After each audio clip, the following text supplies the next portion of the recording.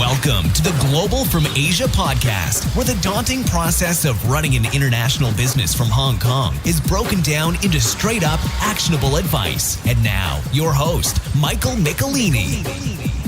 Thank you, everybody, for tuning in again. I'm so excited this week. I've been meeting so many amazing listeners from this podcast.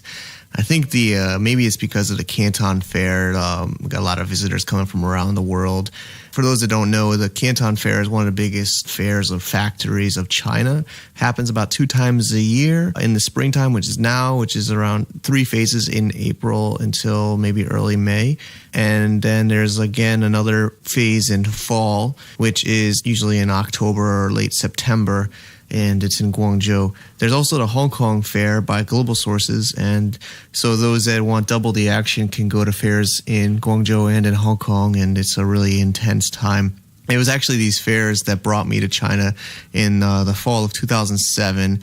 I've been buying from factories for a while, and I was waiting for a chance to get to China. And I think it's true, like just these other listeners I've been listening to me meeting, you know, it's a good time to get over to China. As all these factories and business connections are coming to these fairs, and it's going to be one busy trip. I know people stay here for about a month, and they still say it's not enough time, and I totally understand. So on another note, another announcement, when I met some people like Victor and others, they didn't know that I had a blog. I've had a blog since before I've been to China in early 2007. I started it. And, a lot of people do kind of enjoy reading a little bit of a mix of my business experiences as well as my personal life.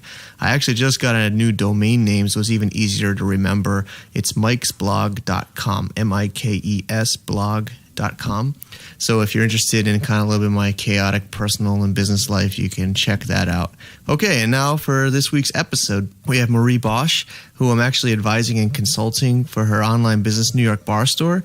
I've been involved with that for many years, and I'm really, really happy she's kind of taking charge and running this project, and I'm really going to work alongside with her to get this going and going strong. So, as she got this set up, she has a Hong Kong company, and she chose Worldpay as her payment processor. And I know some listeners have emailed me in episode 6 with Marshall. We did mention he was using Worldpay, but we didn't go into the details of it. So today is all about Worldpay, talking about Marie getting set up on it, the application process, and her experiences. So because, I know a lot of people have been asking me more and more about merchant accounts. We talk about trying to get Stripe over to Hong Kong, and we talked to Asia Pay, and we mentioned a little bit WorldPay. So hopefully I can get them on the show too. But I think maybe people will like this with Marie's perspective and experiences as a consumer or customer of them. So, and also, we talk a lot about numbers and all these different things. So people, please remember we have a lot of notes on the website at globalfromasia.com/episode 31. All right, so let's just get started. Okay, thanks everybody for tuning in to another episode of Global from Asia. We are here in Shenzhen, and my good friend Marie with us today. Thank you for being here, Marie. Hi, thank you for inviting me, Mike. It's a pleasure for me to share what I have experienced with dealing with business here in Asia. Great. I know we've known each other many, many years, and now I'm helping advise you with New York Bar Store, and I'm really excited to help get this going as a Hong Kong business too, and make it a big success. So, do you mind introducing yourself to our listeners? Sure. Hi, I'm Marie Bosch. I'm a startup entrepreneur. I'm currently opening a website. It's an e-commerce online, which sells bar products and kitchen supplies, anything that goes under nightclubs and restaurants. So I just got my business registered in Hong Kong. And currently I'm setting up my shopping cart via Shopify.com. And the next step I have now is basically installing the Worldpay system to my shopping cart. So great. Yeah, I know this one is a hot topic, so I'm really glad you could share with us on the show today of merchant accounts from a Hong Kong business and you're using Shopify, but I don't think it matters really for the listeners of which shopping cart people are using. People are more interested in a merchant account and Worldpay specifically. So maybe first, why did you choose Worldpay? First of all, when I tried to search a lot of payment merchant services that matches my shopping cart. And when they gave me those suggestions, I opened all of those services and tried to shoot an email asking help because I'm not a technical person. So I needed somebody who's a really very good customer service. So from those 5 companies so far that I have searched, Worldpay was the fastest customer service feedback. I received immediately an email same day giving me all of those quotations and everything, that what kind of services and the fees that they charge us. And the others also gave me some fees, but it was like around 4 to 5 days. So I needed somebody who's giving me a really good customer service reply. So that's why I chose Worldpay. Great. So I know a lot of listeners have been reaching out. We've mentioned Worldpay on our other episodes as kind of like a soft topic, but today's focused on it. So people always ask about the application process and the cost. So we'll go through all the different fees, but maybe first just talk about how you started the application process. Yeah, first I sent them an email of like, how do I apply for their service, and how much is it for getting the service from them. So they give me a quotation out from the email they sent to me. So it's like around the setup fees, around like they give me a very good price. Like they have some kind of a promotion at that time. So like the setup fee was around like $285 supposed to be, and then they gave me like around 169 or 170 US dollars. And then the yearly fee, it's around $490 US, but then they cut it off into half. So it's like around 290 something. And then they have other services. So I also purchased the telephone and mail order payment setup fee. So I could get some orders from phones and emails, and then I could just use their service to get those payments from my customers. So it's just only one-time fee. It's around $44.63. So it's like everything was like half price they gave to me. And instead of paying like $850 for everything, so they just charged me for $505 for everything. Okay. And then they gave me a login after I paid the fees, they gave me a login for their system. And from that login system, you could see how the directions of how you're going to install it in your shopping cart. Sure. So we're not going to get too technical on the show. I think we're more sticking on the application process. But so I guess inside the integration section of their control panel, you can find out how to connect to different shopping carts. So then for those listeners, just to recap, I think normally it'd be $850 US. Yes. We're actually both here looking at her emails. So it's 3,800 Hong Kong dollar and annual fee. The setup fee is 2,200 Hong Kong dollars to get it set up. So I think now that that's kind of like set up and yearly fee. I know merchant accounts in anywhere are complex, and Worldpay has also all these different charges, but let's just try to break these down and not bore everybody to death. So we're looking at, on the variable costs, the transaction service for Visa and MasterCard is 3.95% per transaction. So almost 4%. I think maybe they can go lower. Maybe you can bargain with them. They also accept American Express, and on request, it's 3.99% per transaction. So for those I think most listeners are familiar with per transaction, but that basically means when you take $100 US from a customer paying on your website, Worldpay will take $3.99 or almost 4% of that. And then there's the mail and telephone order. To accept phone orders or fax or mail orders is 568 Hong Kong dollars for a setup fee one time. And so for those not sure what that means instead of going through a website or a swipe terminal, people can call in on the phone, or they can email you a fax, and then you could transact that through maybe your Worldpay login and accept the money. So depending on your business, that's maybe more for a B2B or one with phone service. And then another item here is fraud screening, which is a per transaction of 69 Hong Kong cents per transaction. So what that means is, obviously the biggest worry with any online money bank is fraud. So these guys will kind of try to verify the credit card matches the address, it matches, that this person isn't stealing somebody else's credit card and buying all kinds of crazy stuff. Maybe they want some bar products from Marie's store and they're trying to send it to a different address. I think usually the shipping address doesn't match the billing address. It's one of the higher risks. So is about right, Marie? Yes. Then we're basically just looking at this, and we'll put this on the show notes on globalfromasia.com/episode 31. So if you can, it's a lot of numbers here, and basically we're reading here your 12 months anticipated monthly turnover. This is stuff they're going to need. So maybe you can also start talking about what information you had to provide them. After you pay for the fees and everything, they give you a login for the installation and for the technical side. And then aside from that, they're going to ask you to give them a copy of a certificate of your company registration. That's the thing, from Hong Kong. And then they also would like to ask you from the 3 months bank statement, the history for 3 months.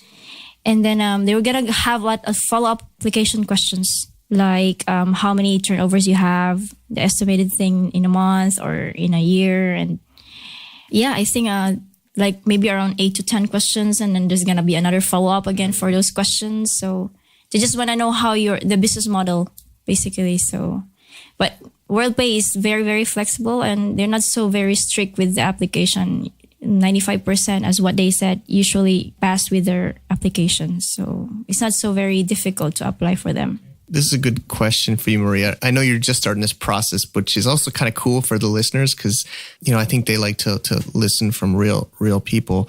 But do you know if they give you the money, how soon do you get the money from the customer once they buy online? Sometimes they hold it longer. Do you know what I mean? Like, do they hold the money in the Worldpay before they put it to your bank account? Did they talk about that? Or? No, they already mentioned to me like how many times should my transaction from getting the money from them to the bank, like how many times in a year they asked that one.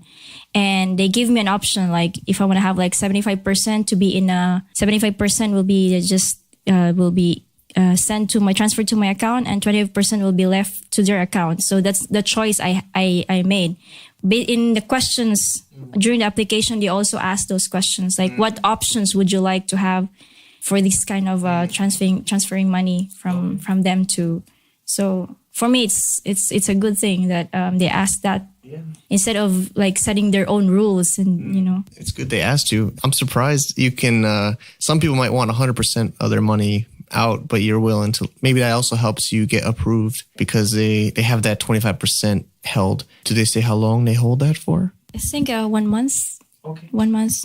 That's what I think that's about right. And I think because people are, they're really fearful of fraud, not just from the customer, but the business. So they're afraid that people are going to even steal credit cards or not ship the goods and then take their money and then disappear. And then Worldpay or any merchant bank is in trouble if that happens. So I think maybe they hold the 25%. And if you're willing to do that, I think it's probably higher likelihood that you'll get approved. So that's pretty cool. And what kind of backup? So you had different rounds of questions and then how did that work? Yeah. And mostly it's just about like how much sales you make, where is your supplier, and do you produce your own product, or is there any third party from that? And then how's the refund? Everything is about like how the business is going. They just ask about the background of your business, and basically it's just like that. And how much is the estimated sales you're targeting for the whole month and the whole year, something like that. So. And how long has it taken so far since you started till now, and then when do you think you'll be opened? Or this week, I'm going to start installing the Worldpay because it already took like 1 week after I paid from them. So, I mean, I'm the one who's a little bit slow. So for sure, they're just actually waiting for me. Oh, okay. They're very fast. Whenever I answer back to them, they immediately give you a reply back. And of course, I have to do some other stuff. So I'm kind of like slow. So it's like, then about a week from when you, 1 week. After you pay. And you paid by credit card or bank? Yes. Oh, they accept credit card. Credit card, yes. Okay, cool. And so then now, can you accept? Does it work now, or you have to still? Oh, you got to answer the next. I'm still answering the next set of application questions. So after that, then I hope it's true. Okay, cool. Maybe tell them you help promote them on this radio show, and they'll give you. Yeah, I will. Maybe I'll ask Carol Chang. Tell her she's a sales agent who's taking care of me. Yeah, maybe we'll get her on the show too.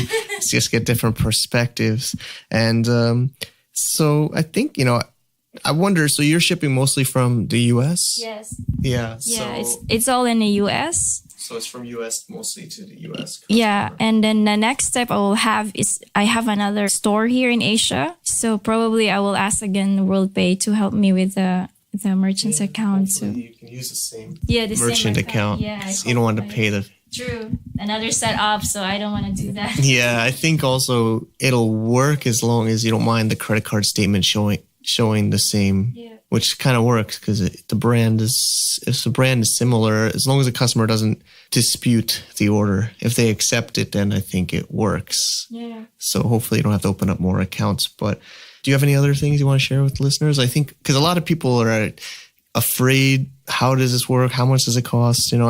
It sounds to me like, they were pretty quick to reply to you and answer your questions. So maybe anything you wanted.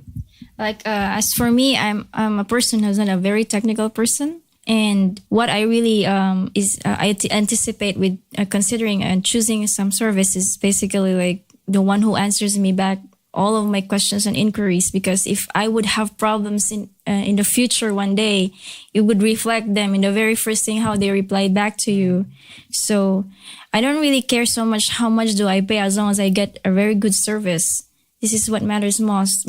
So this is how I consider why I chose WorldPay. And so for listeners, if they want to maybe reach out to you, we always, in every episode, we have our people we interview leave their Twitter, email, and websites. This is your time now to a little bit of promotion. Well, actually, I have a blog, but I'm not updating it all the time. You can reach me in info at newyorkbarstore.com. And you can also visit my shop, newyorkbarstore.com in US and asia.newyorkbarstore.com in Asia. Cool. And we'll link that on the show notes with also all these. As much as Marie wants to disclose, it's her application, but we'll try to put some of that information on the show. So globalfromasia.com/episode 31. And thanks again, Marie, for being here and sharing. And that's a wrap. Yeah. Thank you, Mike. See you. Bye-bye. Bye. Thank you for that, Marie. I'm really happy you were able to share so openly. And, it's been great knowing you over the past few years and working together. So I'm sure you can do great with this WorldPay account and the e-commerce business. Hopefully we'll have you check in again in the next few months or on your progress. And also, everyone, please remember we have show notes on the website, globalfromasia.com/episode 31 with, contact information and numbers and all that kind of scary stuff you might have just heard if you couldn't remember or couldn't write it down. It's just so exciting for me again. Still really excited about connecting with all these entrepreneurs from around the world and putting our minds together. And hopefully we can crack this puzzle of dealing business with offshore accounts in Hong Kong and Asia. Another thing I'm looking into is Chargeify. This is another solution I was getting some people talking about in the Startups HK group, and I'll dig into that. Maybe we'll get them on a show or get some people experiences there. And thanks, everybody, for your emails and meetings. It's truly inspired me. I don't think we have many reviews on iTunes. I don't know. I don't have much experience with podcasts, but I think people said it helps. So if you don't mind, maybe figuring out how to put an iTunes review, I'd appreciate that. Thanks, Brent from Shenzhen Party. I got your email over the weekend, too, and I'm really flattered that you're enjoying these shows. So maybe one day we can get you on the show. And Victor, I've been going through that chili baijiu you gave me for a gift. It's really awesome. My Chinese father-in-law likes it a lot, and we have it for dinner with our dumplings at my house. So thanks so much for that. And I know everybody's asking me for logistics and fulfillment, warehousing episode. It's a bit overwhelming, and I'm definitely going to get to that. Don't think I forgot. So all right, guys, until next week, that's a wrap. To get more info about running an international business via Hong Kong, please visit our website at www.globalfromasia.com. That's www.globalfromasia.com. Also, be sure to subscribe to our iTunes feed. Thanks for tuning in.